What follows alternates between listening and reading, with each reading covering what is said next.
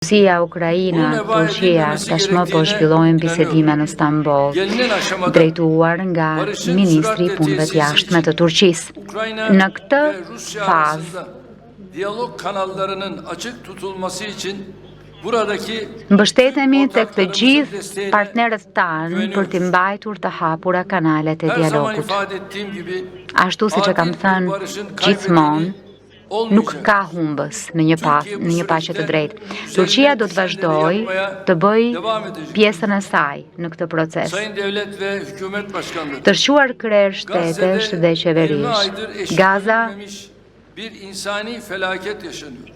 ka përjetuar një katastrofë të pashembullt humanitare gjatë këtyre 20 muajve. Çdo ditë, vjetra të pafajshëm, kryesisht fëmijë e gra, masakrohen.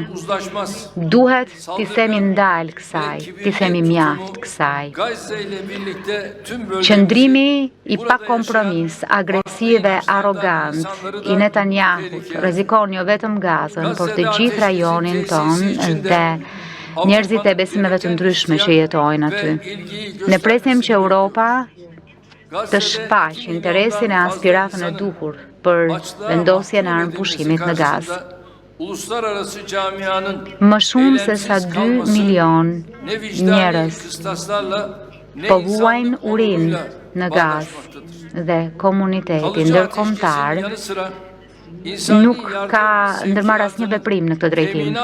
Duhet pra nuk kemi asnjë veprim për të arritur një dinjitet njerëzor, përveç një armëpushimi të përhershëm, duhet edhe të mobilizojmë mjetet për të garantuar dhënien e ndihmave dhe për ta bërë Gazën të jetueshme sërish. Objektivi unë kryesor duhet jetë zbatimi i zgjidhjes me 2 shtete që duhet përbëjë të vetmen zgjidhjet qëndrueshme. Me përfundimin e një konflikti kaq të gjatë në Siri, një kapitull i ri e shpresë plot është çelur. Deklarata e presidentit Trump që SBA-ja do të heqë sanksionet ndaj Sirisë është një hap mjaft i vlefshëm, ndërmarr që Siria të ecë përpara sa më shpejt jetë mundur. Me këtë vendim, presidenti Trump ka treguar edhe një herë se sa rëndësi i kushton stabilitetit dhe zhvillimit rajonal.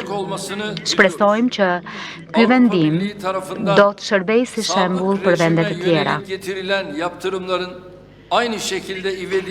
Presim që sanksionet e vendosura nga Bashkimi Evropian kundër ish regjimit të hiqen menjëherë e që të ofrohet mbështetje financiare për aktivitetet e rindërtimit të vendit.